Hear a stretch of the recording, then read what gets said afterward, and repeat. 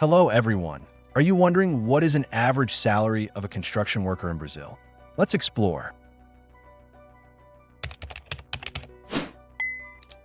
Construction work remains in high demand in Brazil due to ongoing growth in urban areas.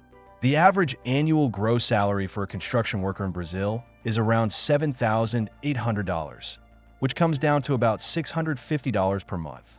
After taxes, the annual salary is about $7,000, or roughly $580 per month. Regionally, pay varies significantly. Construction workers in cities like Sao Paulo or Rio de Janeiro typically earn higher wages compared to those in rural or less developed regions. Experience has a major effect on salary. Entry-level workers usually earn around $450 monthly, while experienced professionals or specialists can make more than $800. Vocational training or certification also increases earnings. Workers with a university degree often secure supervisory or managerial positions with higher pay, whereas those without degrees typically remain in lower-paying labor jobs.